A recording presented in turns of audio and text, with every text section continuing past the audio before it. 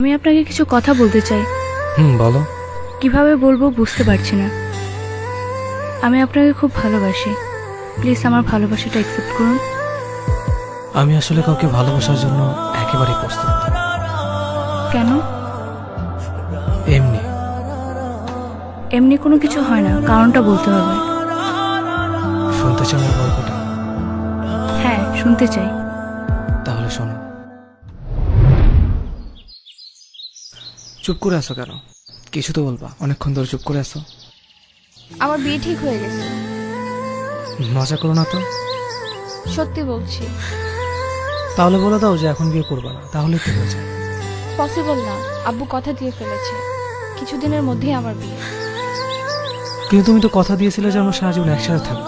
আমার কত স্বপ্ন, কত আশা, এগুলো কি হবে? দেখো, আবেগে জীবন চলে না। ঠিক বলছো। বিয়েটা কবে? 17 তারিখ। ও, আমাদের সব পিক ডিলিট করে দিবা। মেসেজও। আমি যা যা দিয়েছি সব ফেলে দিবা, ঠিক আছে? এখান থেকে চলে যাওয়ার পর আমার নাম্বারটাও ডিলিট করে দিবা। ঠিক আছে। কি করছো? ক্লিয়ারলি কথা বলো। সব ডিলিট করে দিবা, ওকে? ঠিক আছে, আমি বুঝতে পারছি ভালোবাসা মূল্যহীন। ভালোবাসা দিয়ে সব হয় না। এর জন্য কি এখন আর ভালোবাসো না? তা নয়। তবে কি ভালোবাসো? কেন এভাবে চলে গেলে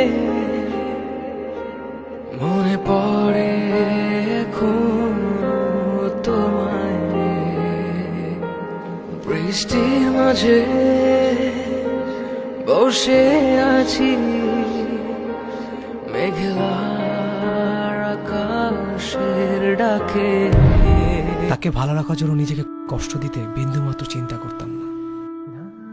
সে যেভাবে চাইতো আমি সেভাবে চলতাম, শুধু তার মুখের হাসির জন্য। তবুও সে আমার হয়ে থাকতে চাইতো না। অবশেষে সে অন্য কারো হয়ে গেল।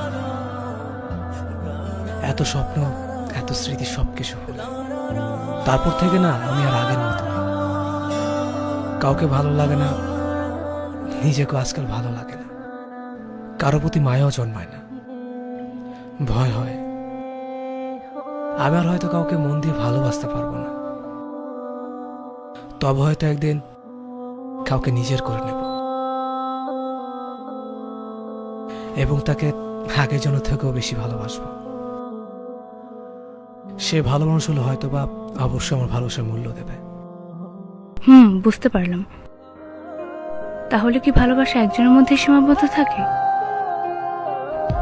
যদি একজনের মধ্যে সীমাবদ্ধ থাকতো তাহলে মানে দ্বিতীয়বার ভালোবাসতে পারতো না।